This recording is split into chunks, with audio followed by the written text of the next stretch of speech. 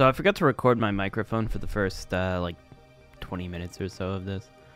So I'm just going to try to haphazardly insert a recreation of my audio into this. So if it sounds a little off, that's why. So if you guys want to introduce yourselves. I'm Mark. No other things to say. And you have a Bastion profile pic, I see. I do have a Bastion profile picture. I love Bastion. I am sitting actually next to the Bastion. I just got it on vinyl, and it's absolutely fantastic on vinyl. So yeah, I am Mark the hipster who buys Bastion vinyls. My name's Jason. Oh, yeah, my icon's definitely the superior one of the group. Debatable. Did you even play Parappa the Rappa? Oh no, I didn't know who he was till I saw the I slammed my penis in the car door. Yeah, that's where that's from. I was gonna say, because that's not from the video, that's from the short. Yeah. Okay, yeah. So did you guys like Dune 2, and do you think it's better than Yeah. the first one? It's definitely, 2 is definitely the one where it kind of picks up, and 1 was almost, when I watched it, I really liked it. It was really good. I forget the director's name, but he's also done, Blade Runner 20, what was the name of that? 2042, and he also did Sicario, and he's great. But like it was a lot of just setting up just the fall of House Atreides or Atreides. The only thing that really happens is they go down where the spice is at, and then the H people, I forget their names, just bomb the crap out of him, and then he goes. It's pretty much just the whole movie is just getting to Zendaya. That's just the whole movie. It's like they tease her, and then she shows up at the very end. I did like how the second movie starts off immediately after, and they're just going back, and they got the body of the one fellow that who's the Atreus kid. I'm trying to not say Timothy Charlemagne. I'm trying to actually use their names. The chosen one. Paul. Yeah, it's Paul. Yeah. That's right. So the person he killed in combat to become part of the group. Yeah, is what the one they're carrying, and they show the body at the beginning to just to give you a reference that, hey, yeah, this is exactly after the first one. Less has happened in Dune 1, but I did actually like the setup of everything. It felt a little bit slower, and it was a little bit more, you got to enjoy the atmosphere a little bit more. Not that 2 didn't have really good atmosphere, but like there was a lot of silent shots in 1 that you just kind of got to occupy the world.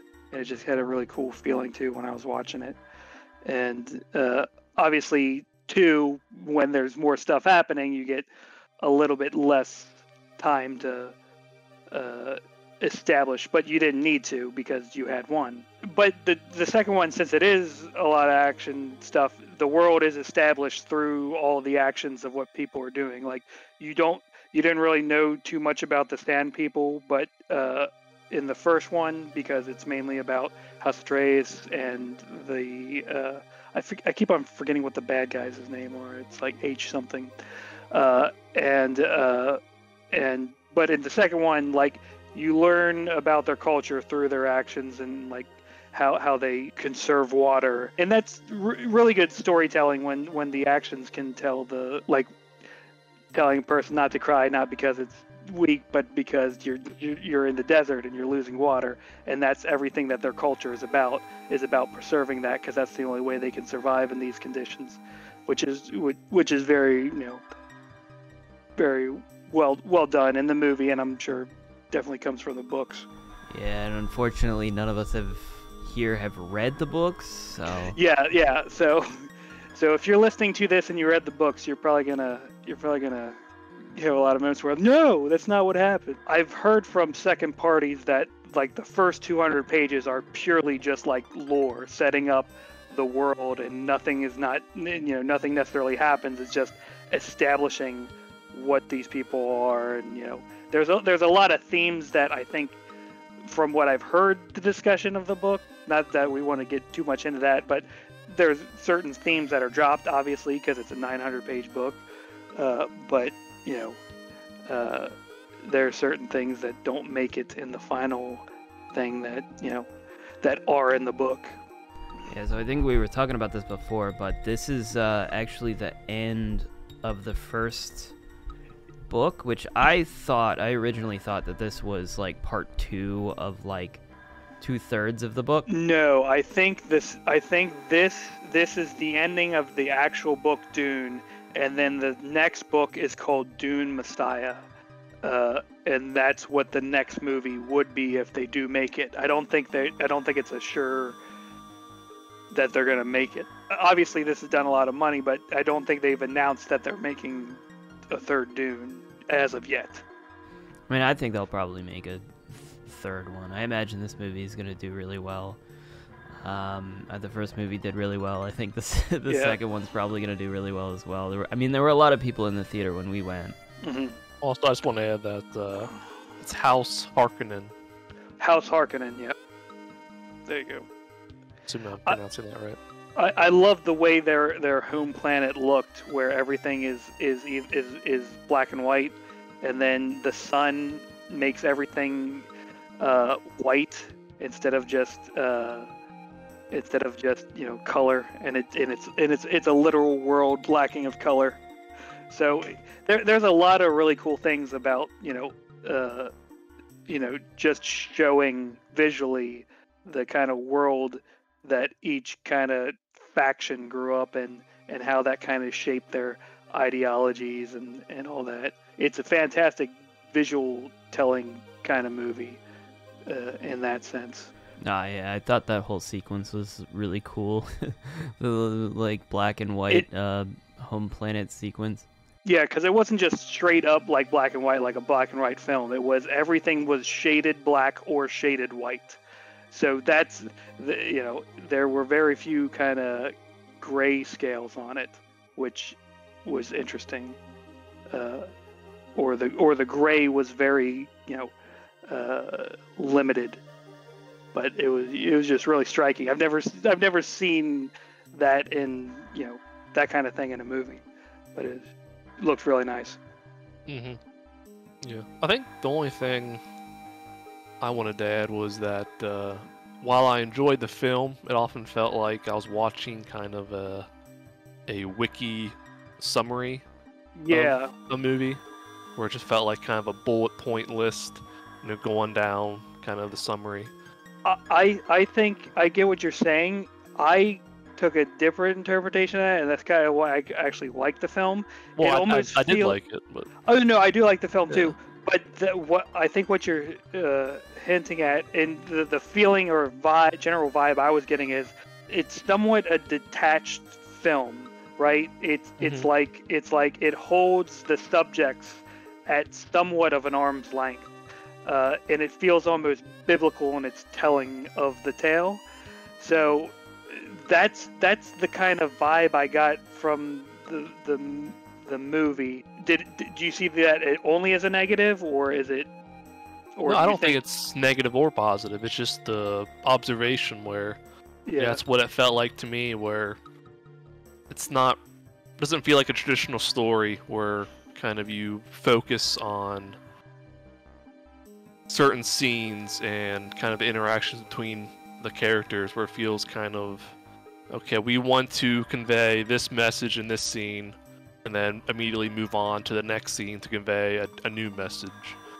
Or it's kind of, I'm not sure how to describe it too much, but you just realize. Do you think that it kind of suffers from not having the previous scene bearing on, there's no, it feels more like, and now this, and now this, and now this, rather than the last scene informing the next scene? Yeah, I think that's true. Mm-hmm.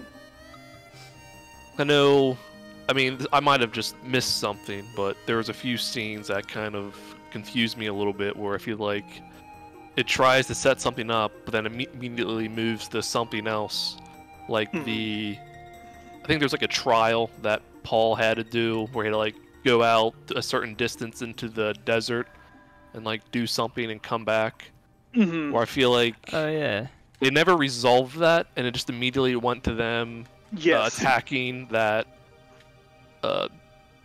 miner, the salt miner. And it's like, how did that resolve? Like, I'm assuming he passed, or is this assault on the miner part of that trial? Yeah. So that kind of confused me a little bit.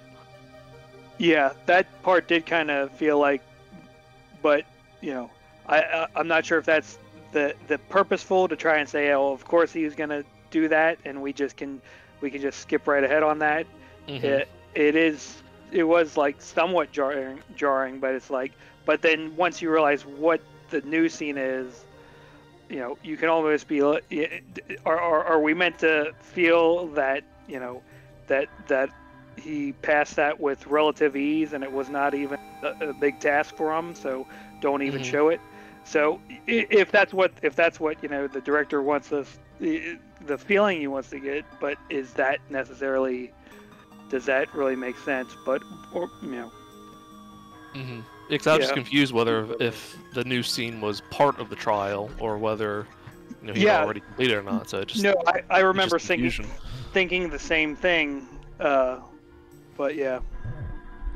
Yeah, that stood out to me as well. For the record, about like 2 minutes ago, I remembered that I wasn't recording my microphone.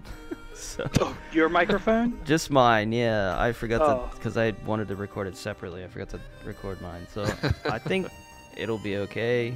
You know, I can leave all yours guys. I think but... Mark did most of the talking in the past few minutes. So. Oh, sorry, I don't mean to hold. Well, no, I'm just saying that we didn't lose much of Wes talking. Yeah. But yeah, that happened. Mostly I'm saying it so I can sync this, hopefully. Okay. Clap your hand. That's not gonna. Oh, you don't have video? No, well, no. I mean, I'm recording just the Discord. Oh, okay. Because it lights up when people talk. I don't know. It's a visual. Here, I'll clap my hand. Thank you.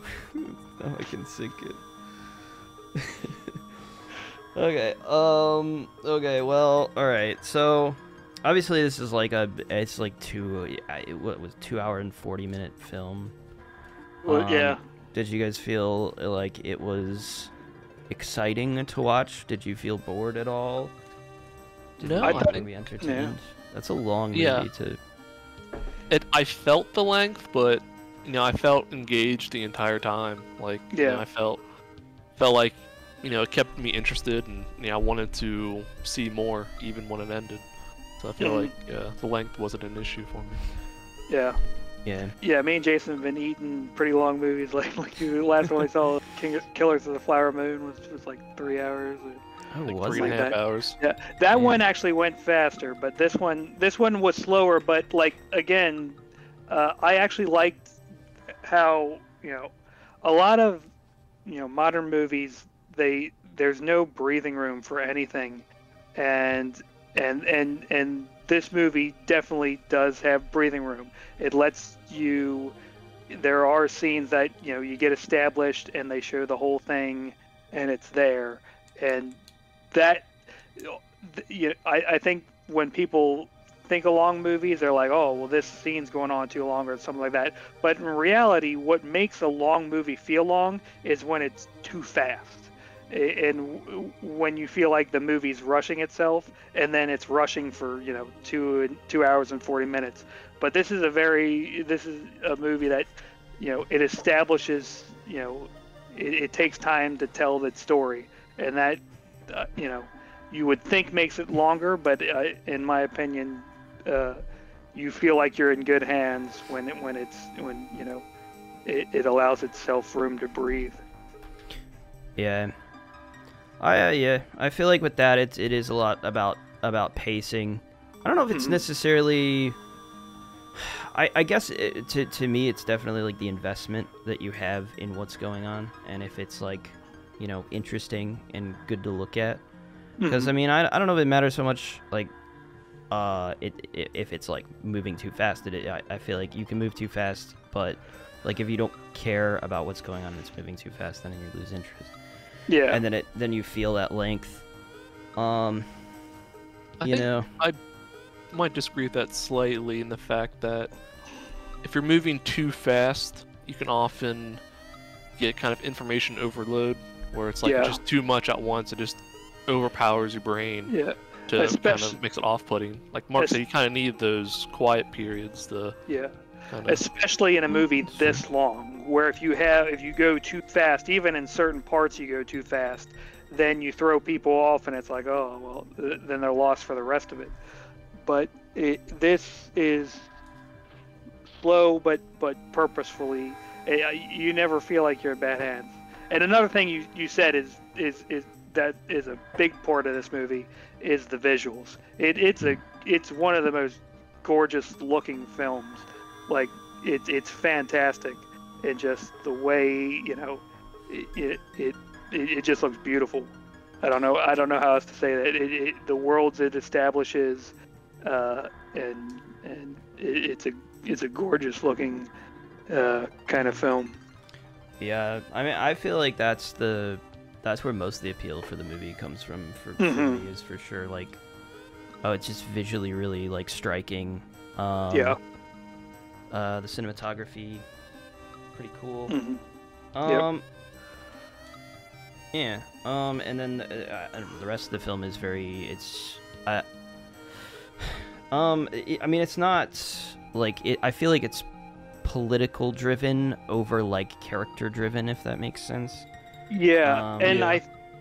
I think it is somewhat dispassionate about its characters, and I don't think that's a bad thing. It like I said, it's more like biblical almost. Like I think of something like Barry Lyndon, which is a Stanley Kubrick film, which is very much in the characters are held extremely far away. Like you're meant to watch them as observing them in a zoo. You're not supposed to be passionate with them, right? So I have a feeling that that's purposeful so that you're able to analyze them in a way that's dispassionate, so you can understand, hey, they're doing things that they may think are good here, but we can observe them as an outsider. We don't get caught up in their, because ultimately what this film feels like is it's the starting of a cult that's going to kill billions of people, right? That's what everything in this film is. I'm going to try not to become this thing, but ultimately this is what I'm going to become. So their wins are the wins that the what are they called, the Fremen have. Fremen are eclipsed by what's going to come afterwards. And that's another thing I really like about this. It doesn't show you what comes afterward. It doesn't show you the genocide, but it very much alludes to it. And I think that dispassion that the movie kind of forces you to view it as really helps to view it as, you don't want to get emotionally involved in what they're getting involved in, right? You want to observe it and be like, okay, this guy Paul is going down a road that may not be the best. Mm-hmm. And that's kind of what I was saying by the whole wiki plot summary, where it's you can kind of boil each scene down to just a specific plot point where the character interactions are kind of largely irrelevant. It's more just about stating what the key plot point is for that scene. Yeah, that's a good way to put it. Yeah. Okay. So, thoughts. Do we like the characters? Do we like their development? What do we think of the character? I guess let's do individually characters. How do we feel about the characters? My favorite character is well, I'm just gonna freaking say Zendaya, because she's like which I'm just a sucker for the person that I think is the morally good one. Mm-hmm. More level-headed. More level-headed, more morally good. She's the one turning her back on Paul at the end because she realizes. But then in his visions, she's there with him, so maybe she'll rejoin him and have a relapse or something like that. But I like that she, not spoiler alerts, but she abandons him in the end. Not abandons, but goes her own way. Yeah. But yeah. I have heard that they changed her character actually very significantly from the book. This is one of the that might be what I'm talking about. She might just go with him in the book. Yeah, I think she does. I think she's just there you go. more like, yeah. Which I think makes more sense. I mean, if your entire family and tribe is going with him, you're just going to stay behind by yourself on a desert planet. I mean, yeah. That's going to be very difficult for her. That's true. That's true. But she's a Freeman. She's a Freeman. Fremen. I think it's Fremen. Yeah, it's Fremen. Fremen. Yeah. Okay. Jason, what's your favorite character? Who's your favorite? Is it Baron Vladimir Harkonnen? I do like him, but I don't know if he's my favorite. I like his design the best. He has the most awesome design. He's just who? Baron Vladimir, whatever. Oh yeah. He's the guy who's just ginormous, and then when he has that thing that makes him float, that goes. Yeah. Also, does he have like superpowers or something? No, that's just like that's a thing attached to his spine that can levitate him. But he does he gets power. He absorbs the goo or whatever. Like he sits in the goo pool. And, I think that's just to heal him. I think he should probably be dead can, by like, now. Anybody Didn't he have like telekinesis power or something? I thought he like no, he can like just float. He can like float around. Yeah. Okay. But that's from the thing that's literally attached to his spine. Yeah, they can all do that. They all do that because they all have the same sound effect when they do it when they go up. Also, another thing, sound design on this is out of this world, which pun intended, because there are a lot of alien sounds in here that. Mm-hmm. Yeah, I loved his silence during the last fight, where he just yells silence to the one lady. I know that the sound design on that was pretty well done. Yeah. Well, I did want to say there was this scene where I guess it's like at the beginning of the film where all the bad guys are like all the is their race called the Harkonnens, or am I? Yeah, I think so. Yeah. Okay. Their house name is. Yeah, well, they're all like floating up the mountain. I was like, that's really cool. I don't know, the special effects are really, really interesting to look at. I thought that was just really cool how they were just floating up the mountain. But yeah, did you Jason, say... you ignored the question. The original question was who's your character? Yeah, who's your favorite? Oh, you guys didn't give me a chance to answer. Sorry. Is it Josh Brolin? Actually, I didn't know who he was till I saw the SNL skit with him. But no, I might just. I don't know. I kind of like the. I mean, Paul's pretty cool. He's a main character. Yeah, but I think who's the like the psychopath antagonist that he kills at the end? Yeah, kind of a small role, but the guy that Justin Austin, whatever that character, what that actor's name is. Yeah, I really like that guy too. Fade Routha, is that it? I've just got the Wikipedia page open, by the way, because I don't know. I don't know any of these names. I do too, but I can't find the names. I think I can find the houses. I think it's Fade, is who you're talking about, right? Yeah, the guy who won the gladiator fight in the black and white. Yeah.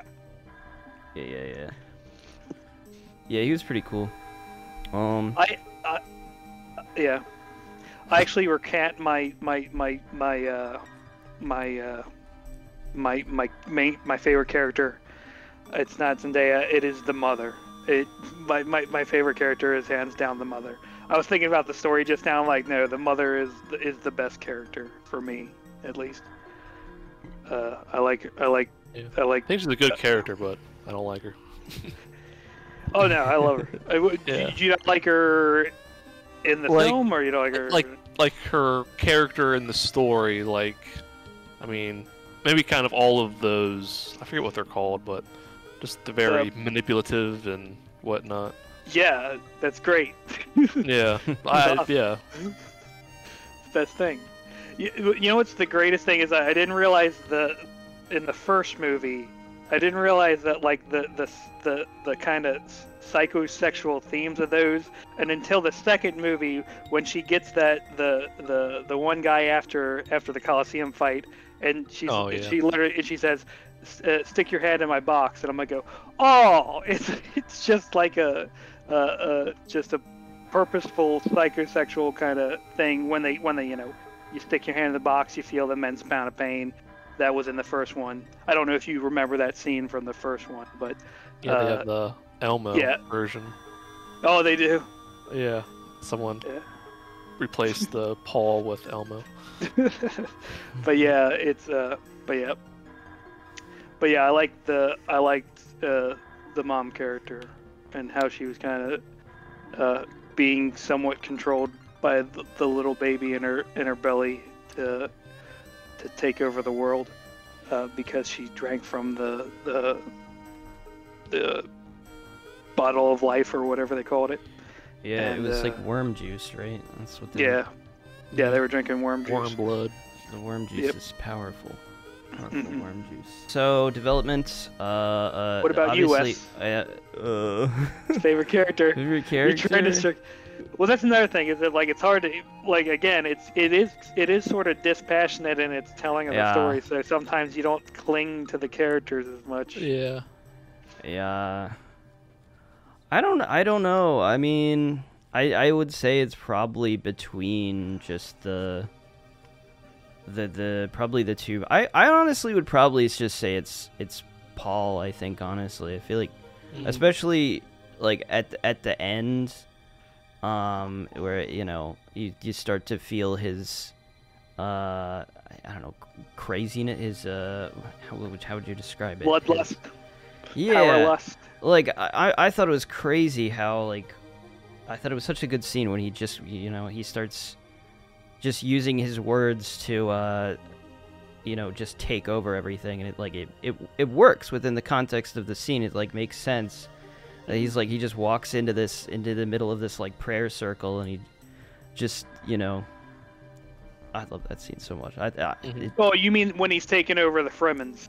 Yeah, and he just starts yelling and yeah, and he uses his knowledge of their sins against them, which is really kind of crazy. Like when he's saying, you have nightmares about feeding your water to a dead person, and it's just like, and it's just little lines like that are like such great world building.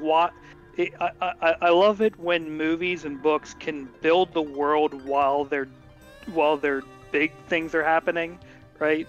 So the concept of giving your water to a dead man is an ultimate sin, and he's just revealing this about this guy to manipulate him into servitude. Yeah, which is kind of largely how religions work in real life. Yeah. Create a concept of shame, and then that everyone has innately, and then you exploit that when they yeah. There is a big definitely a big comment on religion. Obviously. What do you mean? Yeah. It's almost like it's the whole point of there's a lot of themes in this book that are about power and religion and all that jazz. Yeah, for sure. Well, what do you guys think about some of the reveals of how Paul was like the grandson of the Baron and all that. Like, that have any impact on you guys, or just kind of like, I feel like maybe it was more important in the book. I feel like here, I mean, yeah, the Harkonnens, or yeah. So it's definitely, there's a lot of themes of like bloodlines, or like, you know, commenting on like our concept of bloodlines and you know, hierarchy and like feudal kind of things. I feel like the movie itself went more religious aspects of that. I wasn't really sure of the underlying theme of it, sure of what it means. yeah, I think I'm kind of the same way, where it really had no impact on me. It's just kind of like, okay, like, Yeah. how does that really change anything in this story? Yeah. Yeah. I feel like there's a lot of things. I don't know. I will say that I don't know if I like fully understand what's going on, to be honest. You know, but like if that had been revealed, and then he used that to go against the Harkonnens and say, "Hey, I can own both House Atreus and House Harkness." Yeah. Okay. Harkin. Right. Harkonnen.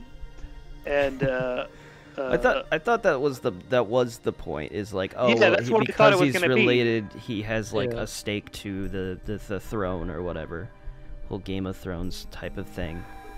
Or if he used that as like more bloodlust to say, yes, this is my right to take over these people. This is my right.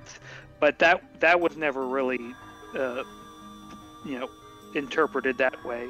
Like, he kind of just like is kind of sad about it for a bit, but he doesn't say anything like, I deserve to take over these people because of who I am. And, you know, Yeah. which would be a good commentary on, you know, religion and the concept of divine right, which is what monarchy is based off of. The thought that God will award us a king. So when a king has a child, that is literally God blessing. He inherits that divine right, but that really wasn't a subject or addressed like that at all. So yeah, I'm sort of like Jason, where it's like, okay, I guess that kind of just happened. So, like, Yeah. does him being the son or the grandson of the Baron, like, impact his right to the throne at all? Because wouldn't him being the son of Atreides have just as much weight? I don't know. It's because the House of Atreides. Oh, Or is it the fact that I don't know. the House of I don't know. Atreides is technically gone now?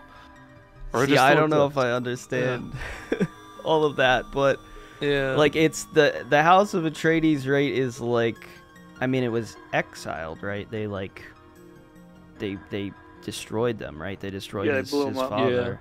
But they didn't tell the other houses about that.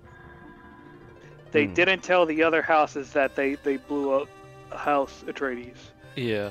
And that was what they were fighting for the whole time, is to not let that information get out. Mhm. And that or not let it be revealed that Paul is still alive, because that would still give him right to House Atreides. But yeah. Okay, well then, yeah. I mean, I guess if the Atreides thing did give him like a stake to it wouldn't have mattered either way. I don't know. I mean, obviously the Harkonnen house is like closer to the Emperor or whatever. They're working directly under him. Mhm. But I do feel like the way he kind of goes about like taking power is a very like monarchical way of doing it. Like, I'm gonna like marry your daughter or whatever. Yeah. I mean, there's no Take control. democracy here, so yeah. Yeah. Yeah, I don't know. So I don't know, maybe that information is relevant for that reason, but I don't know, maybe he would have gone about it a different way if he wasn't, you know. Yeah. But yeah, I don't know. I wish I knew. I wish I'd read the book and I could come in here with like well, this is what's going on. Yeah, we need. Yeah.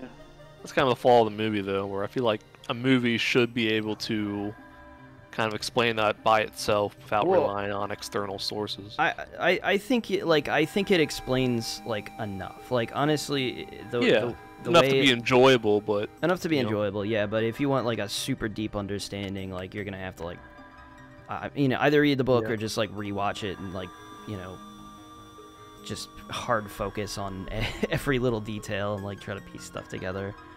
But yeah, that is part of why like I think this is a very interesting film. Like I was kind of surprised after like I said, I watched the first Dune like 2 weeks ago, and I was kind of surprised that it was like as popular a film.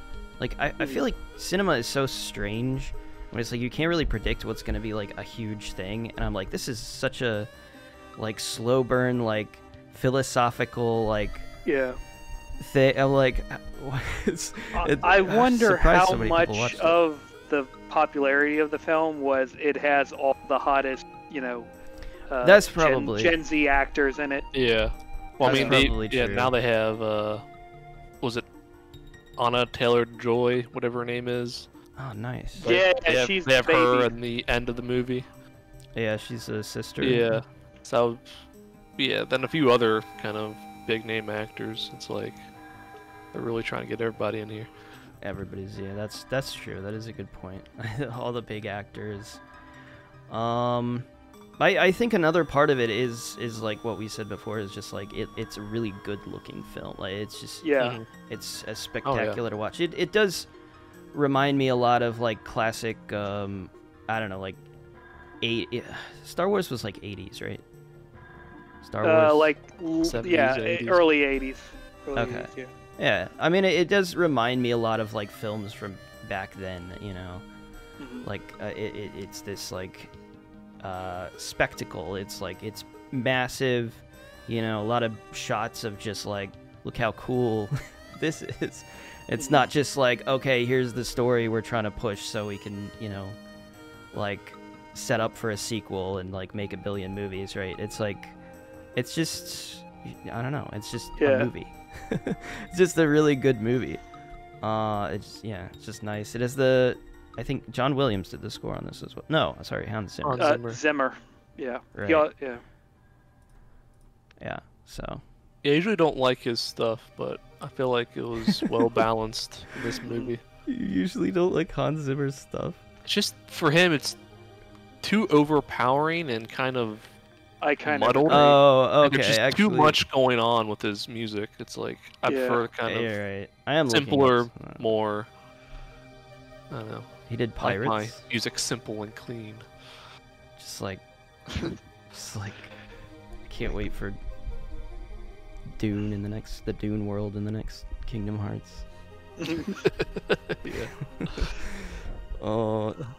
Yeah, you're right. I just looked up what Hans Zimmer did. Yeah, you're right. It is kind of a lot. Yeah, the Pirates themes are very like over the top.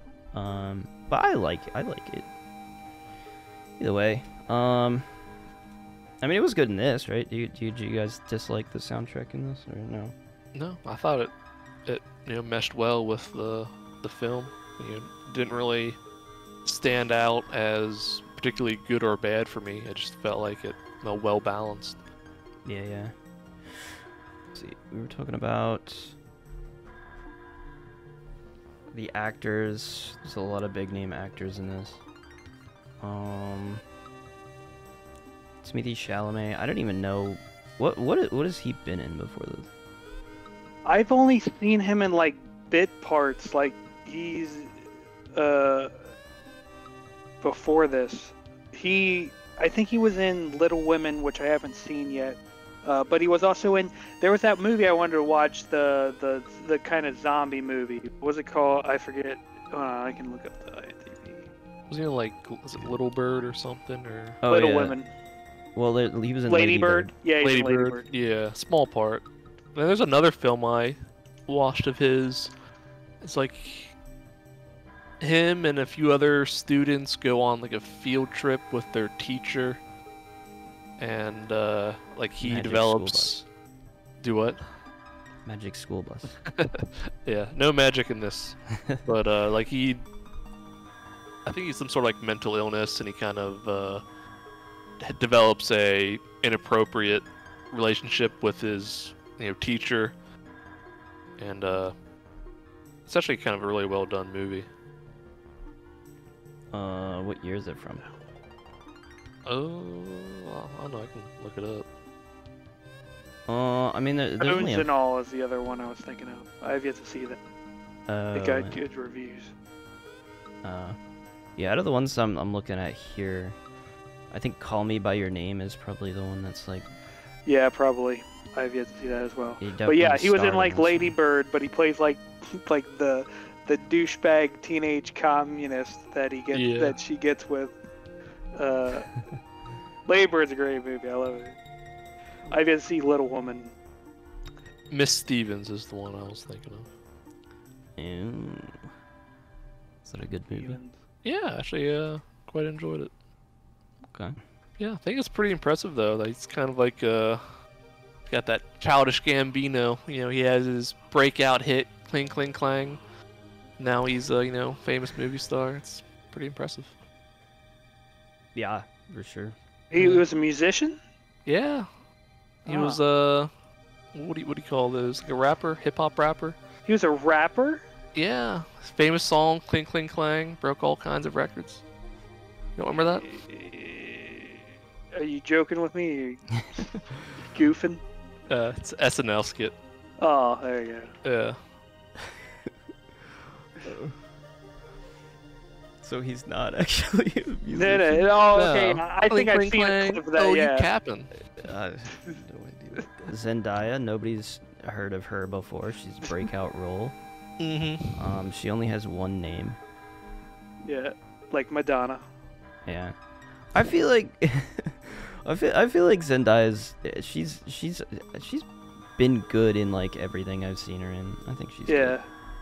I haven't been like I don't know, seen anything that I don't know. She's been bad in really. She's usually Yeah. pretty good. She's good in this.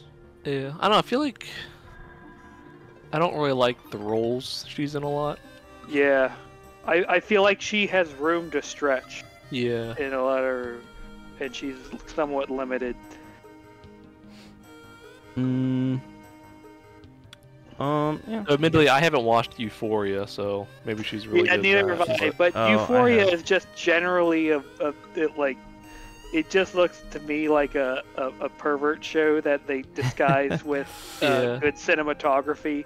Like it looked like the trashiest crap that they fooled everyone to think was good because it's really good cinematography. Yeah. I mean, it looks beautiful, but it's just garbage. Actually, Like when I look at the plot points, I'm like, this is trash.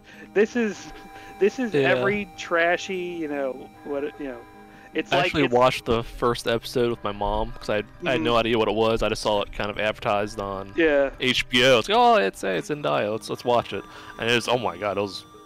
yeah. I mean, you got full frontal nudity and everything, and it's like Yeah, and these like high schoolers doing hardcore drugs and sex, and it's like, and oh, okay. and I am no prude by any stretch of the imagination.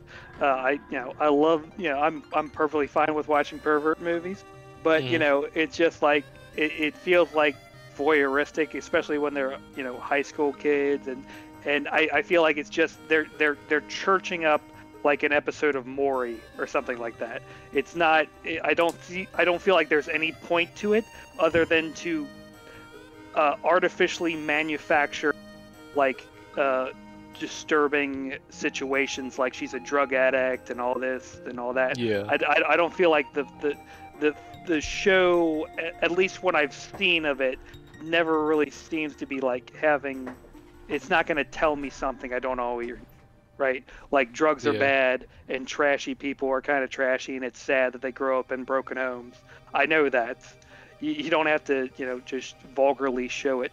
Sorry, we're talking about Euphoria now. We're talking about Dune. Yeah, that's sorry about that tangent, but yeah. Yeah. Well, I've seen Euphoria. And yeah, you're basically right. It is kind of just, you know. Good. Then I'm it's- glad I didn't watch it. I'm glad all my prejudices proven right. That's always great when that happens. Yeah, I don't know if it has much of a point. I wouldn't say it's like exclusively pervy. It is just kind of like there's a lot of depravity in it, and I think the whole point of it is just like here's all the things that are like depraved that could happen to like a young person that Yeah, would like but ruin then their life. Then say something. Don't just like you can't just like be like this are things that could possibly happen and then you just go Yeah. into depravity to go into depravity. Like all the really depraved movies I like usually had a point to it. Like if you're gonna show me that stuff, you know, Yeah. have a point. But yeah, Yeah, either way. no, I agree. I agree with you. Kind of feels like, what's that one? Is it Kill la Kill? Where it's like, where like the perviness is like they kind of mask it all. You know, it's a parody or something, but Yeah. at the end of the day, it's just like I'm okay there's with no that. message with it. Well, yeah, if you're okay, well, I don't know Killa, but like I'm okay with like Killa was kind of over the top, so I'll Yeah. take I mean, it's a fun show, It's- but it's like, yeah. Most okay. I'm a big fan of Kill la Kill because this is the Guy Next thing. The big point of it is it's not like a pervy like show like I don't know like Fairy Tale or something like that. It's not like the point of it. Like what it is like the animation is extremely visually striking and like over the top. Like that's the big appeal of Kill la Kill. It's a very fun show, and it doesn't like dwell like it.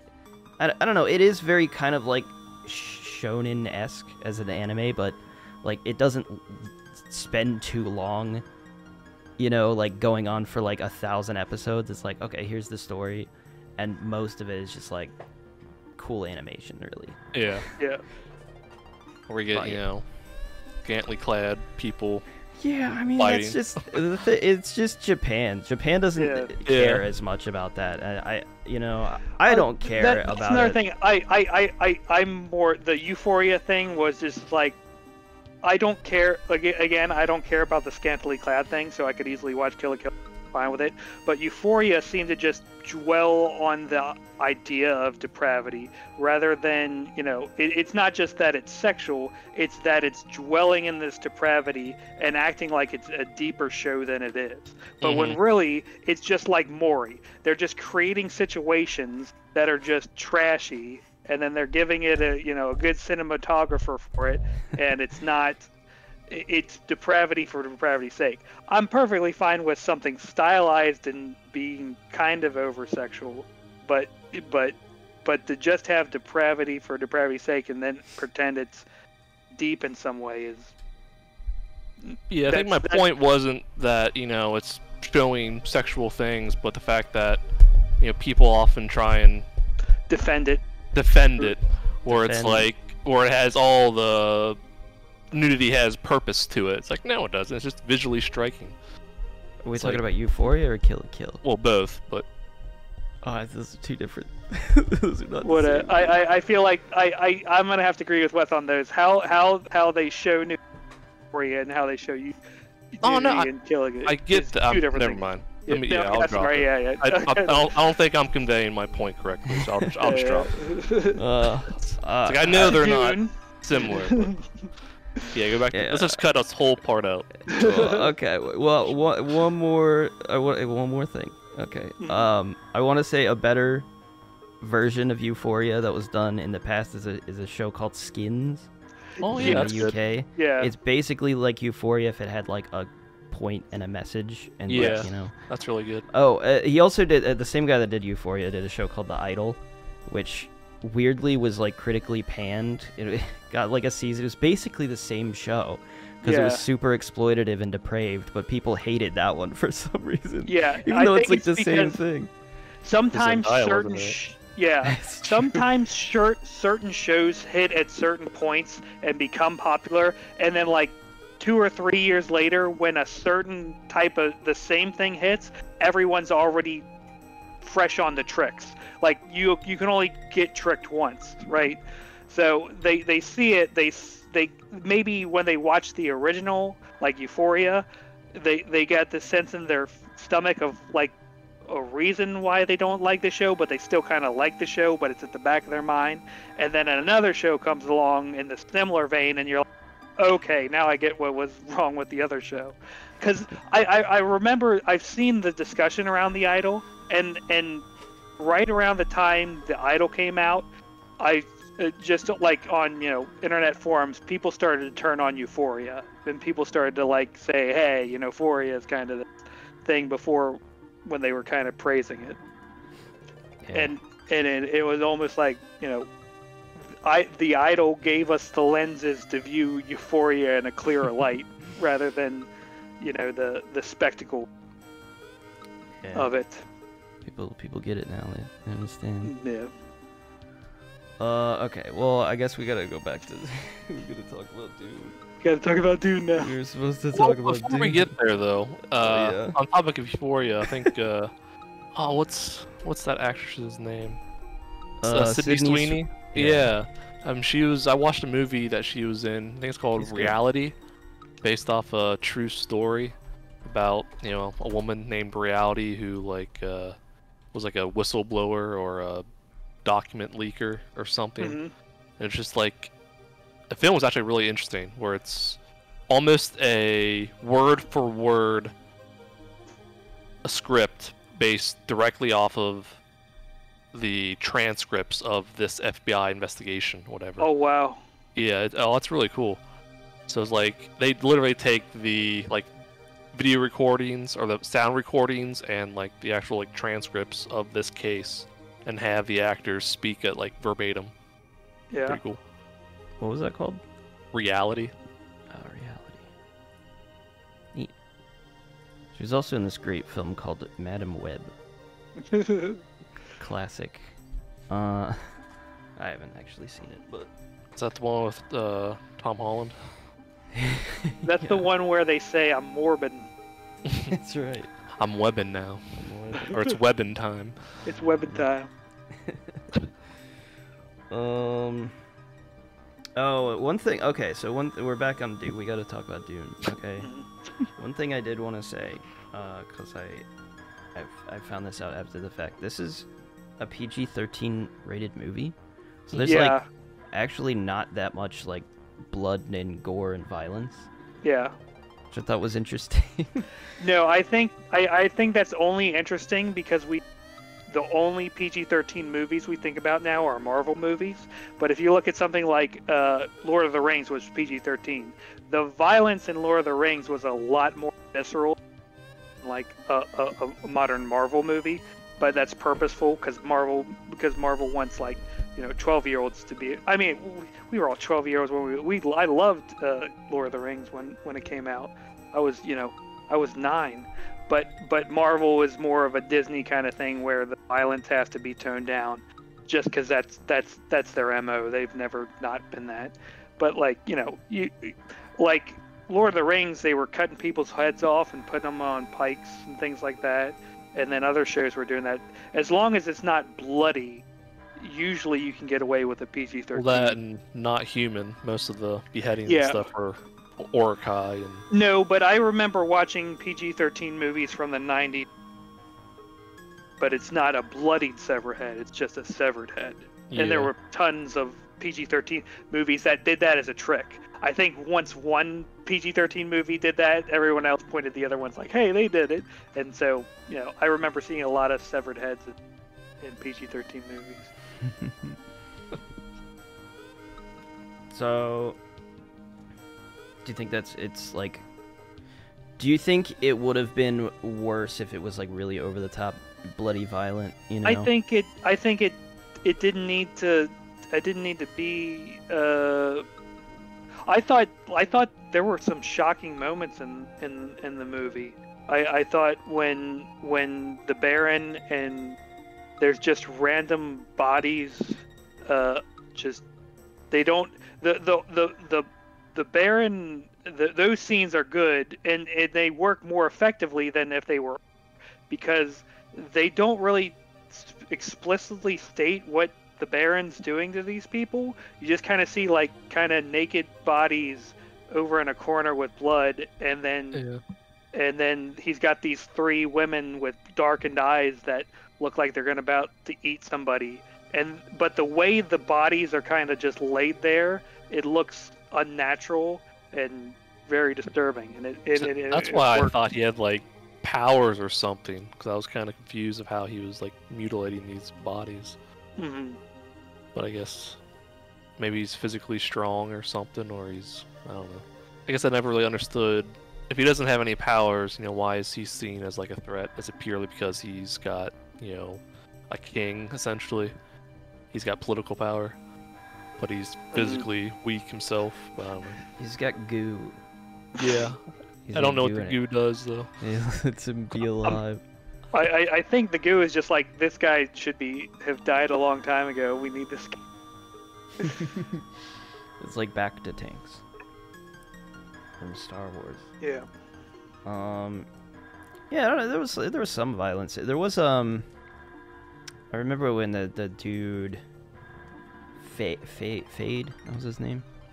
He's got his little knife. He slices some yeah, he slits a throat. I saw that. It was pretty violent.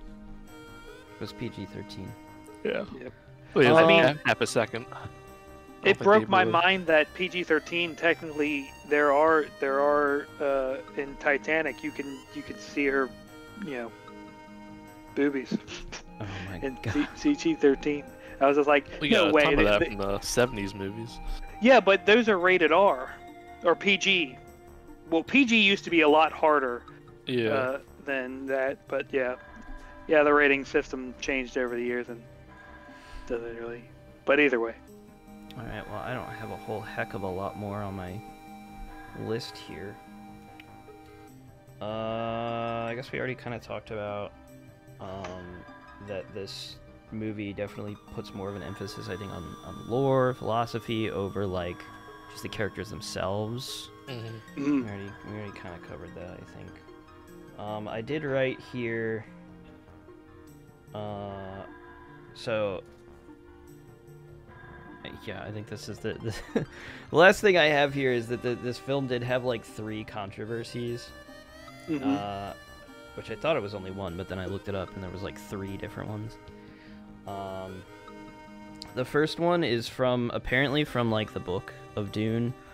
Like the desert people are like, oh well, the desert people are actually way more like Arabic coded in the book, and they're quite a lot more like whitewashed in this, like the French. I disagree with that. I thought they were pretty Arabic coded in the movie. Yeah. I don't remember seeing a single white person.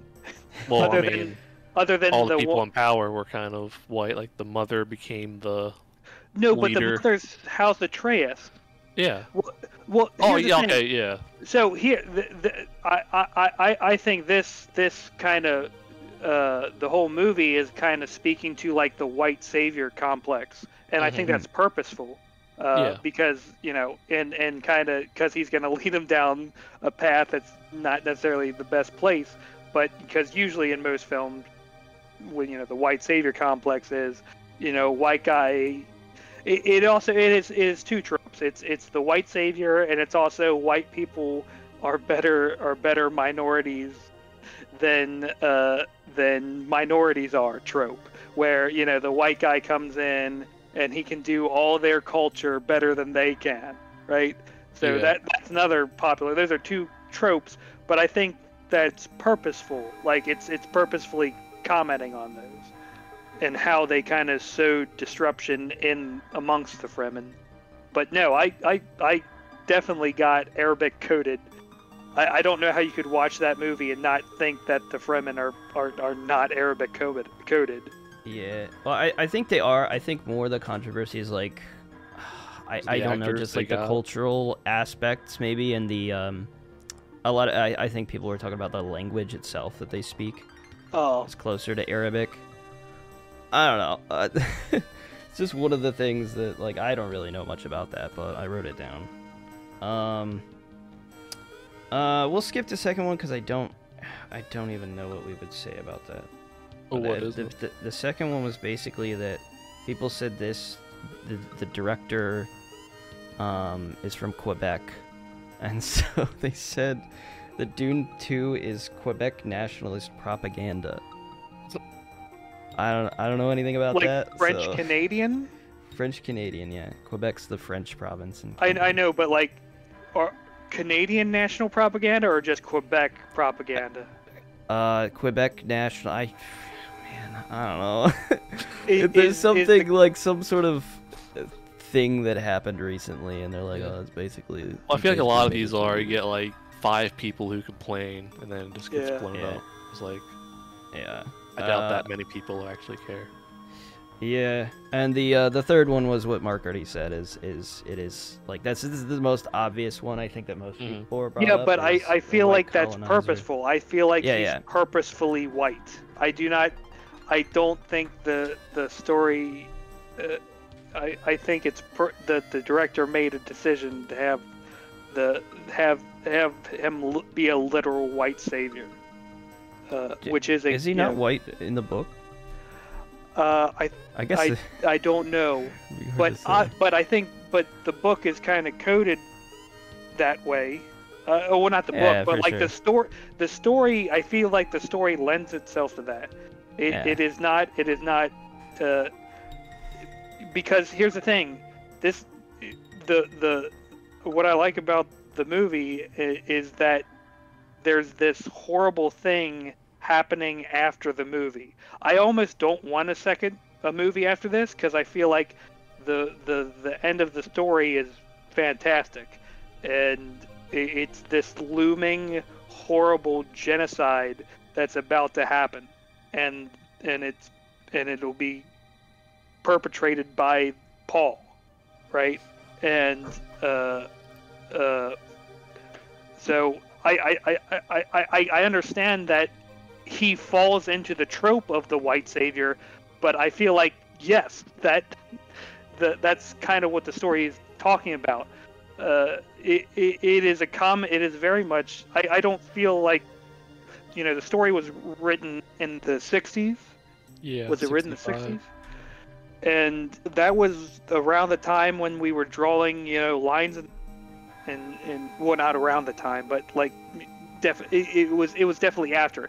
It had that historical context, like Lawrence of Arabia, and that thing, and I feel like that's purposeful. I don't feel like that's not. It's purposefully commenting on that. It's not. What do you think it's Inter- trying to say with that, though? Think there's like a message? Obviously, in the terms of how they were manipulated and how they were. Well, okay. I could see someone arguing that you show them as easily manipulated through their religion, and how that's a negative stereotype of Arabic people.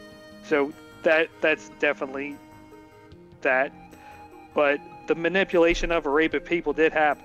I wouldn't say necessarily the manipulation, but we, in order to colonize, we turned tribes against each other and then drew lines in the sand. And that's what the British did and other European countries and those Arabic nations,